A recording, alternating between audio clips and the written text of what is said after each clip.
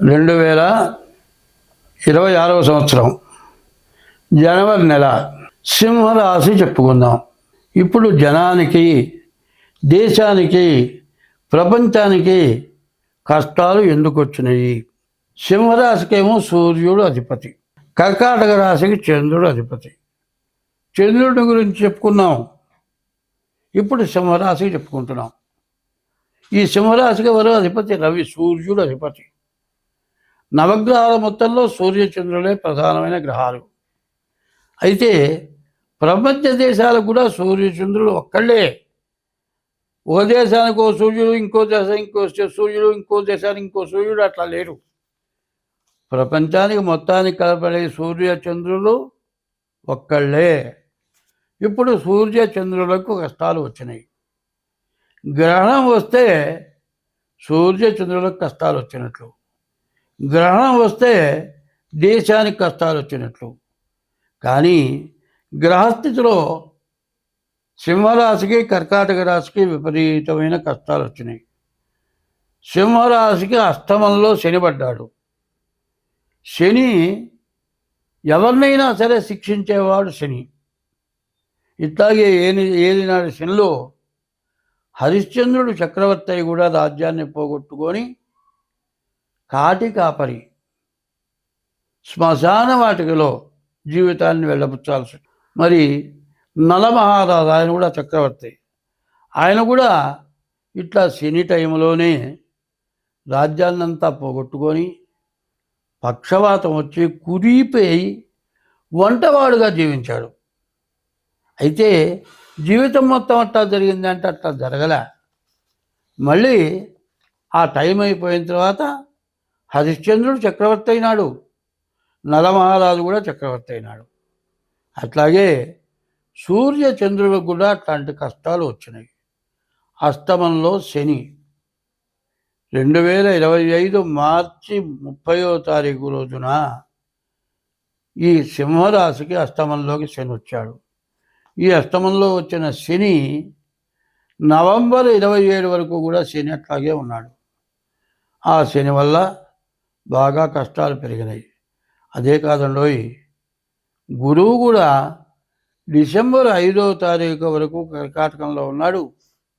కర్కాటకంలో ఉన్న శని సింహంలోకి వచ్చే మిథునంలోకి వచ్చాడు. అంటే కర్కాటక రాశికి ద్వాదశంలో వ్యయంలోకి వచ్చాడు. బాగా ఖర్చు పెట్టిస్తాడు. శని గురువులు ఎవరు? శనేమో 2 సంవత్సరాలు 6 మాసాలు ఉంటాడు, గురువేమో సంవత్సరం ఉంటాడు. ఈ 2 గ్రహాలు కూడా పూర్తిగా చెడుగా ఉన్నాయి. కాబట్టి సింహరాశికి అనగా సూర్య భగవానుడికి చాలా కష్టాలు వచ్చినట్లు. సింహం ఎవరు? అమ్మవారి యొక్క వాహనం. ఈ సింహరాశిలో పుట్టడమే పూర్వజన్మ స్కృతం. ఎంతో పుణ్యం చేసుకున్న వాళ్ళే సింహరాశిలో పుట్టారు. అటువంటి గొప్ప వాళ్ళకి కష్టాలు వచ్చినాయంటే ఏమిటి? మరి ఆ కష్టం అనేది ఎవరు చెప్పేది కాదు. అట్లాగే కర్కాటక రాశిలో ఉన్న మరి రామచంద్రమూర్తి యొక్క భార్యను కూడా రావణాసురుడు ఎత్తుకెళ్తే సామాన్య మానవుడి భార్యని దుర్మార్గుడు ఎత్తుకెళ్తే ఎట్లా బాధపడ్డాడో మరి రామచంద్రమూర్తి కూడా బాధపడ్డాడు. కర్కాటక రాశి కానీ సింహరాశి కానీ, కర్కాటక రాశి చెప్పామైపోయింది, వాళ్ళకి కూడా విపరీతమైన కష్టాలు. ఇప్పుడు సింహరాశి చెప్పుకుంటున్నాం. సింహరాశికి కూడా విపరీతమైన కష్టాలు ఉన్నాయి. కానీ ఈ సింహరాశికి శుక్రుడు 5ంట ఉన్నాడు, బాగున్నాడు. శుక్రుడు ఒక్కడు తప్పితే ఏ గ్రహం బాగాలేరు. దీనివల్ల ద్వాదశాష్టమ జన్మస్థం శని అంగారకో గురు కుర్వంతి ప్రాణ సందేహం స్థానచలనం ధనక్షయం అని విపరీతమైన డబ్బులు ఖర్చు అవుతాయి. ప్రాణం పోయినంత పని అవుతుంది. ప్రాణం పోయిన దానికంటే ఎక్కువ బాధపడతారు. చచ్చిన వాడికి బతుకున్న వాడికి తేడా ఏమిటంటే గుండు సూదులు గుచ్చి నిమ్మకాయ రసం పిండుతారు. ఎన్నిసార్లు పిండుతారో, ఎంత బాధపడతాడో, కింద పడి తన్నుకుంటాడు. కటిక దుర్మార్గులను ఆ విధంగా శిక్షిస్తారు.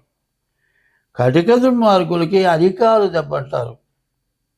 మరి ఒక గూటం లాంటి దాంతో అరికాలను కొడతారు. అట్లాగే మరి అడుగు లెట్రిన్కి వెళ్ళే స్థానంలో ఒక స్తంభం లాంటిది దిగేస్తారు. అట్లా చంపకుండా చిత్రహింస పెడతారు. ఈ అష్టమ శని అట్లాంటి చిత్రహింస పెట్టేవాడు. చెప్పడానికి వీల్లేని బాధలు. ఇది అంటే సూర్య భగవానుడు కూడా మన ప్రపంచాన్ని రక్షించేటువంటి స్థితిలో లేడు. ప్రపంచమే కష్టంలో పడ్డది. ప్రపంచ దేశాలను కూడా కష్టాల్లో పడ్డాయి. ఒక ధర్మం చెబుతాను. కోర్టుకెక్కిన వాడు గెలిచిన వాడేమో ఇంటికి వచ్చి ఏడుస్తాడు, ఓడిపోయిన వాడు కోర్టులోనే ఏడుస్తాడు. కారణం ఏంటంటే సర్వస్వం ధారబోసి ఖర్చు పెడతారు. ఓటమి గెలుపు అనేది ఏ రెండూ సమానంగానే ఉంటాయి. అట్లాగే సూర్యచంద్రుల కష్టాలు వచ్చినాయి అంటే ఈ యుద్ధం చేసుకున్న దేశాలే కాదు, ప్రతి వస్తువు ధర పెరుగుతుంది. తినే ఆహార పదార్థాలు దొరకవు. మరి రకరకాలైన కాలుష్యం, మరి బాంబుల వల్ల పక్క దేశాలకు కూడా మరి విషవాయువులు రావటం వల్ల రకరకాలైన బాధలు వస్తాయి. కాబట్టి సూర్యచంద్రులు తేడా రావటం, చాలా సూర్యచంద్రులకి శని అష్టమ నవమ స్థానాల్లో రావటం అష్ట కష్టాలు అంటారు. 8 రకాల కష్టాలట. ఈ 8 రకాల కష్టాలు చెప్పుకునేవి కాదు, చెప్పుకున్నా తీర్చేవాళ్ళు లేడు. కాబట్టి ఎవరికి వాళ్ళు ఏం చేయాలి? అందరికీ కష్టాలు వచ్చినట్లే. రాజ్య పరిపాలన చేసేవాళ్ళకి కష్టాలు వచ్చినాయి. కూలి పని చేసేవాడికి అసలు పనే లేదు. వరద వల్ల పని లేకుండా రోజుల్లో 10 రోజులు తిండి లేక ఇబ్బంది పడ్డారు. ఉద్యోగస్తులంటే ఆఫీసులో కూర్చొని పని చేసుకున్నారు. కానీ ప్రైవేటు వ్యాపారాలైనా వర్షాల వల్ల ఎవరూ తిరగకపోవటాన వ్యాపారాలు లేవు. అందరూ దరిద్రం అనుభవిస్తున్నారు. ఇప్పుడు దీని నుంచి బయటపడాలి. అందరం బాగుండాలంటే దైవ బలం కావాలి. దైవాన్ని పూజించాలి. యజ్ఞయాగాది క్రతువులు చేయాలి. ఎవరి ఇష్టదైవాన్ని వాళ్ళు పూజించాలి. కాబట్టి ఈ సింహరాశి పరిస్థితి కూడా పూర్తిగా బాగాలేదు. కాబట్టి ఎంత జాగ్రత్త పడితే అంత మంచిది. మీ పుట్టిన తారీఖు ద్వారా కానీ, హస్త సాముద్రిక ద్వారా కానీ మీ జాతకం చూపించుకోండి.